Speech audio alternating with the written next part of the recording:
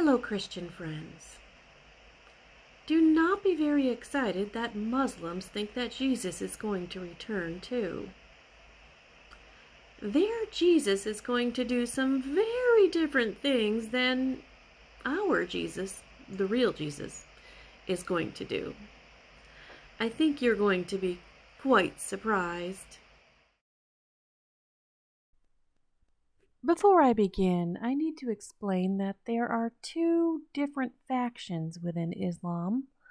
One is Sunni and the other is Shia, and they often disagree with each other on certain issues. So, not everything might pertain to the Sunni that I am presenting in this video, and not everything might pertain to the Shia that I present in this video. However, I will give the Muslim sources from what they consider their sacred holy books to document everything that I'm saying, and they can hash it out between themselves. But this is what their sources say. In their version of the end times, there are two central characters, so it's not just Jesus, it's the Mahdi and Jesus. So Jesus is his sidekick. According to the Islamic hadiths, Jesus will descend from heaven and land near the Mahdi. The Mahdi will then ask Jesus to lead in prayer. Jesus will defer to the Mahdi, asking him to be the one to lead in prayer. Then Jesus will submissively follow behind the Mahdi, saying obligatory prayers. Jesus' next step is to deny that he ever claimed to be the Son of God, and then he will abolish Christianity. He will kill all pigs, and he will break all the crosses.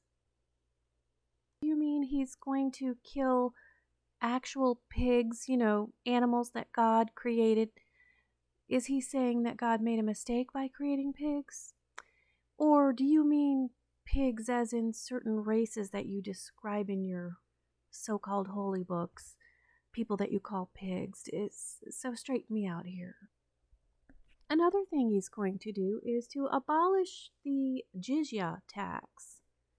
If you're not familiar with what that is a tax that the Muslims ordered anyone that was not Muslim who wanted to live in their areas to guarantee their safety. So if you weren't Muslim, you had to pay this tax or they would hurt you. So now Jesus is going to abolish this tax. I just wonder, are they still charging this tax to this day if you don't agree with their religion and you're living in their area? Oh, you know what?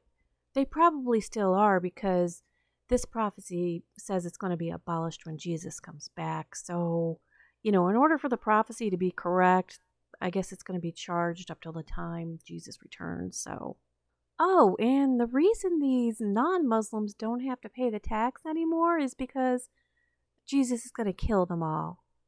So he's going to kill off all the Christians and anyone who is not a Muslim. Then Jesus is going to kill the Antichrist. They call him the Dajjal, and all of his followers, which they say are Jews. So Jesus is going to do that next. Then after all that, Jesus is going to finally settle down, get married, have children, live on earth for 40 years, and then he's going to die, and they're going to bury him next to Muhammad. And there you have it, folks. That's what Jesus is going to do when he returns. I have a question for all you Muslims out there. Why would God take Jesus to heaven, preserve him for over 2,000 years, only to have him come back on earth to only live 40 years and then die and be buried?